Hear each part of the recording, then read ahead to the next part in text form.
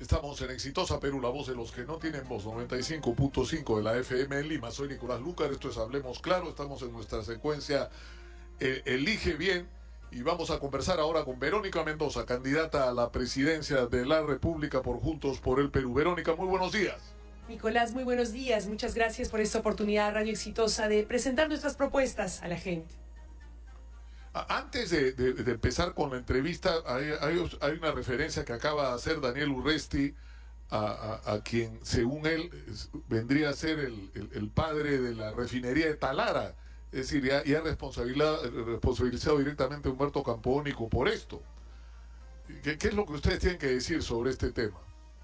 Que la refinería de Talara es necesaria para poder refinar nuestro propio petróleo, para poder tener un combustible más limpio, que contamine menos, que cuide más la salud y que provea un combustible más barato, que compita con el resto del mercado. La refinería, además, hay que decirlo, Nicolás, se sostiene con los recursos de Petroperú, no le está quitando nada, ¿no es cierto?, de recursos a los peruanos, sino que hay una serie de fantasmas, especulaciones, mentiras, fake news, que parece que los candidatos sacan sus propuestas de Wikipedia, ¿no es cierto?, como el señor Lescano. Entonces no se enteran bien de cómo funcionan las cosas. La refinería es una obra necesaria y que se está ejecutando adecuadamente. ¿Por qué tiene que costar lo que nos está costando? Urresti ha dicho 8.000 millones, yo entiendo que anda por los 6.000 millones, o sea, es un precio pues que no tiene proporción, ¿no? Que no... No, Nicolás, además, el tema de la refinería ha sido auditado, ha sido fiscalizado e, insisto, se sostiene ahora todo eso con los recursos de Petroperú. Lo que pasa es que hay esta idea, ¿no es cierto?, que ya linda con el fanatismo, de que todo lo que es Estado es malo, entonces hay que dejárselo todo al privado, ¿no es cierto? Como el señor de Soto, que dice que incluso las vacunas él ya no las va a comprar. Así, bacán él, no va a comprar vacunas, el sector privado lo va a resolver todo. Entonces, yo la verdad, Nicolás, no entiendo cómo algunos quieren ser presidentes de la República para luego dejar que todo siga con piloto automático, que el mercado lo resuelva todo. Entonces, aterricemos bien las cosas. El Estado sí tiene un rol que jugar, ¿no es cierto? No tiene que meterse en todo, pero sí poner orden, reglas de juego claras, garantizar derechos, salud, educación, vacunación universal y gratuita, ejercer soberanía sobre nuestras riquezas y nuestros recursos, como en este caso el petróleo, como también debería serlo en el caso del gas. Nicolás, tú recordarás, lo conversamos aquí la última vez, necesitamos que nuestro gas que está en Camisea, en Ucayali, en Talara también, pueda quedarse aquí en el Perú para masificar el gas para las casas, para el transporte público, para la industria nacional. Algunos se oponen a esto, pero nuestra propuesta es clara y firme. Soberanía sobre lo nuestro, un Estado moderno y eficiente que nos garantice los mínimos derechos. Otros lo quieren dejar todo a la mano invisible del mercado. Bueno, eso es su propuesta, la gente juzgará y definirá.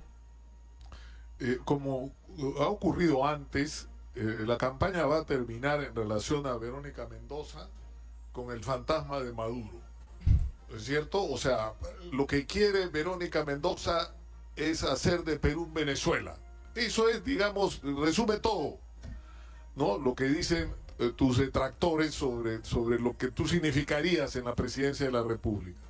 Sí, Nicolás. Me imagino que ya estás cansada de responder este tema, pero regresa y es una campaña muy intensa en las redes sociales, ¿no? Así es, Nicolás, y yo quiero denunciar, alertar sobre el hecho de que efectivamente en estos últimos días en particular hay una contracampaña brutal, sobre todo por los WhatsApps, que dice que vamos a convertir al Perú en Venezuela, que somos maduristas, que vamos a destruir la familia, que vamos a quebrar la economía, en fin, una serie de barbaridades respecto a las cuales yo quiero aclarar. Número uno, que son todas falsas. Número dos, que quienes están promoviendo eso son quienes quieren que todo siga igual, quienes quieren mantener sus privilegios, quienes quieren seguir lucrando incluso a costa de la salud y la vida de la gente.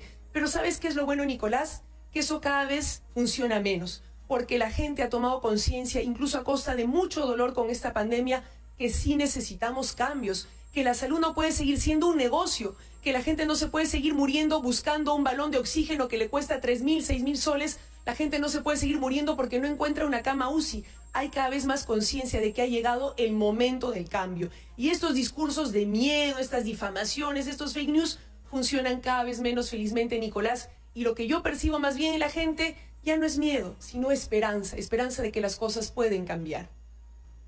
Ahora, hemos tenido, digamos, al final de todo un periodo de la historia, yo soy de los que piensan que este periodo ya terminó, y lo hemos venido diciendo hace tiempo, que en realidad nuestra discusión no debería ser si hay que cambiar las cosas o no, sino de qué tamaño tiene que ser el cambio.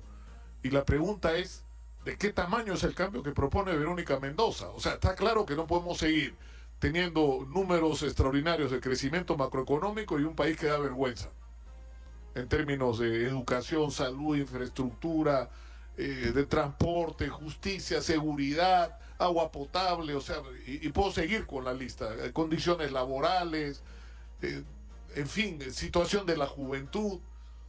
O sea, ¿qué es lo que va a cambiar Verónica Mendoza? ¿Qué es lo que propone cambiar? Lo primero, Nicolás, es cambiar la gestión de la pandemia, porque estamos viendo las cifras y todos seguramente cada día estamos recibiendo noticia de algún familiar, algún colega de trabajo que se ha contagiado, que está buscando oxígeno, que está vendiendo sus cositas para poder curar a su familiar. Eso es lo primero que hay que cambiar. Nosotros lo que proponemos, recogiendo lo que la gente nos ha demandado a lo largo del país, es asegurar una rápida, efectiva campaña de vacunación universal y gratuita, poniendo por delante a quienes más lo necesitan. De ninguna manera permitir, como están planteando varios candidatos, que la vacuna se convierta en un negocio, mucho menos como el señor de Soto que ha dicho que él no va a gestionar las vacunas, que cada quien se las compre como puede. Eso significaría condenar a muerte, Nicolás, en la práctica a los más pobres y a los más vulnerables. Eso no lo vamos a permitir. Tiene que cambiar también el tema de la producción y distribución de oxígeno medicinal, Nicolás. Lo que nosotros nos proponemos es que de aquí a fines de año, por lo menos 1000 centros de salud puedan proveer oxígeno. Y no solamente hablamos de plantas de producción de oxígeno, sino concentradores de oxígeno que cuestan en promedio $1000, que el Estado perfectamente podría comprar junto con pulsioxímetros para que estos centros de salud puedan atender rápido a la gente antes de que se agrave su situación, se vayan a buscar una cama UCI que no van a encontrar. Y si hace falta, Nicolás, esto yo ya lo había planteado en tu programa, nosotros no vamos a dudar un minuto en aplicar la Ley General de Salud que habilita al Estado a, en un contexto de pandemia, de emergencia, tomar el control temporal de la producción y distribución de oxígeno medicinal. No estamos planteando expropiar las cosas, no, sino tomar un control temporal para que todo el oxígeno producido se canalice a los centros de salud, a la gente que lo necesita para salvar su vida. Y finalmente, Nicolás, reactivar la economía. El Estado no se puede quedar de brazos cruzados mientras las MIPES quiebran, las familias agotan todos sus recursos. Nosotros hemos planteado el Plan Chamba, que incluye muy concretamente bono universal nacional para las familias más vulnerables en agosto y otro en septiembre, 30.000 millones de soles de garantía para las MIPES, para los comerciantes, para los emprendedores, para que puedan seguir contratando, para que no quiebren, un programa de empleo masivo temporal y el incremento de la inversión pública. Y somos los únicos, Nicolás, que hemos dicho cuánto va a costar este programa y cómo lo vamos a financiar, porque sabemos que la gente está cansada de floro barato, de promesas que se lleva el viento, de cosas que no se dicen cómo se van a hacer. Nosotros sí tenemos una propuesta concreta y un equipo muy comprometido que va a asegurar que se haga efectiva. Y cuando le dicen a Verónica Mendoza, porque uno tiene, es inevitable, no todos los políticos tienen referentes. ¿Cuál es el referente de Verónica Mendoza? ¿Evo Morales? O sea, ¿le gustaría a Verónica Mendoza hacer un gobierno como el que hizo en su momento Evo Morales en Bolivia? Nicolás. Me imagino que quitándole esa decisión o pretensión de querer quedarse por los siglos de los siglos, amén, ¿no? Pero... Mira, Nicolás, lo primero es que yo creo que el Perú tiene suficiente historia, riqueza, tradición como para encontrar su propio camino. Justamente estamos así porque hemos querido copiar otros modelos, porque hemos pretendido que desde afuera van a venir las soluciones que nosotros los peruanos estamos en capacidad de impulsar, aprovechando nuestras riquezas, que tienen que ser por fin nuestras, aprovechando la capacidad creadora, el coraje de nuestro pueblo. Así que nosotros no vamos a copiar ningún modelo, Nicolás. Si hay cosas muy concretas, experiencias de otros países que creemos son interesantes y que podemos ver cómo adaptamos a nuestra realidad. Te quiero poner 2 ejemplos muy concretos. Uno, el tema del gas. Efectivamente, Bolivia ha dado ejemplo recuperando la soberanía sobre su gas, ¿no es cierto? Haciendo que su gas se quede en su territorio. Y hoy el 50% de familias en Bolivia tiene una conexión de gas en sus casas. Aquí en el Perú, Nicolás, donde tenemos un yacimiento de gas mucho más grande, donde empezó la masificación mucho antes, apenas 10% de familias, unas poquitas en Lima, otras poquitas en Ica, tienen acceso al gas. Nosotros creemos que sí, esto es algo que tenemos que hacer en el Perú, nacionalizar nuestro gas, que ese recurso se quede aquí, tener una autoridad nacional de masificación que garantice la masificación de ese gas, como se ha hecho en Colombia, también dicho sea de paso. Pero otra cosa concreta que me parece interesante, por ejemplo, de Uruguay, es su sistema de cuidados, Nicolás. ¿A qué me refiero? Durante la pandemia hemos visto cómo las mujeres son las que cargan la mayor parte del trabajo de cuidado sobre sus hombros, cuidando a los niños, haciendo de mamás y de maestras, cuidando a los adultos mayores, a los familiares con discapacidad, a los que se enfermaron, levantando ollas comunes y comedores populares en los barrios, sin los cuales miles de niños no hubieran podido comer, Nicolás. Es importante que el Estado reconozca, agradezca, pero también acompañe ese trabajo de cuidado. ¿Cómo? Con salas cuna para que las mujeres podamos dejar a nuestras guaguas ir a trabajar con la seguridad de que nuestros hijitos van a estar bien cuidados, bien alimentados. Talleres formativos para los jóvenes en las tardes, centros de protección al adulto mayor, con un sistema de capacitación y una buena remuneración al personal que se dedica a ese trabajo de cuidado. Y finalmente, pensión mujer es nuestra propuesta también, Nicolás, porque las mujeres, precisamente por dedicarse a esa chamba de cuidado, no tienen acceso a una pensión. Por eso vamos a duplicar pensión 65, priorizar a 300.000 mujeres del sector rural y urbano, y a las mujeres que sí tienen un vínculo laboral, una chamba formal. Por cada hijo criado le vamos a contabilizar 3 años, le vamos a sumar 3 años para el cálculo de su pensión, como se hace en Chile o en Argentina, por ejemplo. Entonces, de eso se trata, Nicolás, de que las mejores políticas y programas se ejecuten aquí en el país, pero acorde a nuestra realidad y nuestras necesidades.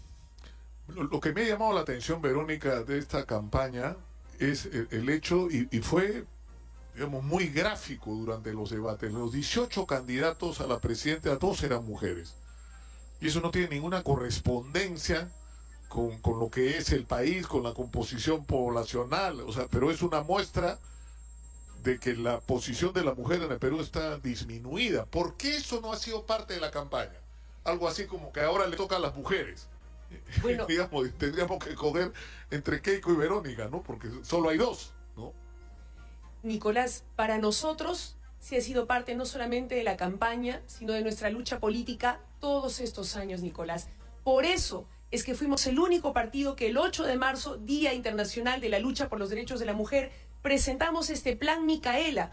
Uno de los componentes es el que te acabo de contar, ¿no? Acompañar el trabajo de cuidado. Porque una de las razones por las cuales a las mujeres se les hace tan difícil entrar y meterse lleno en la política es porque son las que mayormente cargan con la chamba del cuidado de la casa y de los hijos, cuando esa tarea debería ser compartida, ¿no es cierto?, entre varones y mujeres, con la sociedad y también con un apoyo del Estado. El otro tema, Nicolás, es la violencia terrible que todavía hay hacia las mujeres. Hemos visto cómo en plena pandemia, Nicolás, en el momento de la cuarentena, donde estábamos todos encerrados en casa, se supone, ¿verdad?, que debió ser el momento más seguro para las mujeres, pero no, fue el momento donde más violencia hubo, abuso sexual, casos de violencia terribles y dramáticos. Esto nos muestra la necesidad de aplicar una educación para la igualdad, Nicolás, para erradicar ese machismo que tanto daño le hace a la sociedad. Desde pequeñitos y a lo largo de toda la educación se tiene que hablar de ese tema, se nos tiene que educar para que entendamos que hombres y mujeres somos iguales y merecemos respeto. No como dicen, ¿no es cierto?, los del señor Aliaga, que las mujeres tenemos que ser calladitas y sumisas y aguantar todo lo que manda el marido. No, pues, respeto, igualdad. Y ser hombre no es pues ser violento y agresivo, ¿no es cierto?, sino también respetar a la familia, respetar a la esposa, a los familiares. Y también, Nicolás... ¿Tú sabes, Verónica, sí, que hay una especie de pánico en el mundo empresarial con la posibilidad de que tú seas presidenta del Perú? ¿Cómo sería la relación con el mundo empresarial? ¿Quién va a ser el ministro de Economía? O sea, ¿va a entrar el gobierno de Verónica Mendoza y le va a declarar la guerra a la CONFIEP y al mundo empresarial? Le vamos a declarar la guerra, Nicolás, a los corruptos, lobistas y mafiosos. A los empresarios honestos y patriotas los vamos a apoyar. Vamos a trabajar de la mano porque nos necesitamos para salir de esta crisis sanitaria y económica.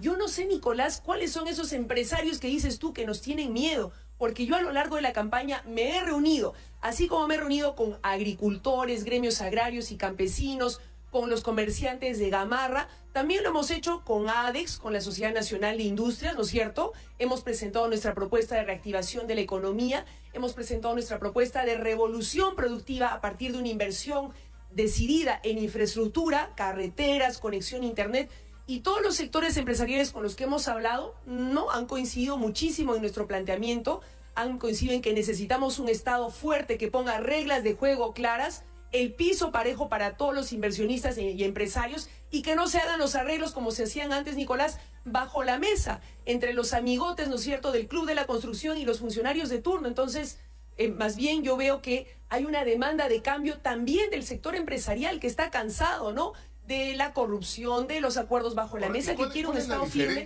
con reglas de juego claras. Exitosa. Acción Popular es un partido muy extraño, pero digamos, y muy variopinto, pero digamos, si uno pudiera calificarlo en términos de izquierda, derecha, centro, Johnny Lescano más bien es un hombre que representa la izquierda, digamos, en Acción Popular. ¿Cuál es la diferencia de ustedes con Johnny Lescano? ¿Por qué no Johnny Lescano? Lo que pasa, Nicolás, es que yo ahorita ya no sé qué piensa el señor Lescano ni su partido, ¿no es cierto? Porque se supone que son defensores de la democracia, pero en noviembre perpetraron un golpe donde el señor Merino, a espaldas de la voluntad de la gente, quería ser presidente de la República. Mandó a reprimir a los jóvenes que se movilizaron para defender la democracia. 2 de ellos murieron, Nicolás, y el señor Lescano estuvo chin, como decimos en mi tierra, chin, calladito, no dijo nada. Yo no sé qué creer del señor Lescano y de Acción Popular cuando su plan de gobierno plantea, como nosotros, un impuesto a los multimillonarios. Cuando yo vi eso dije, qué bacán, coincidimos en esto. Pero le pregunta al señor Lescano y él dice que no, se pone de costado. Nosotros tampoco, Nicolás, planteamos que el COVID-19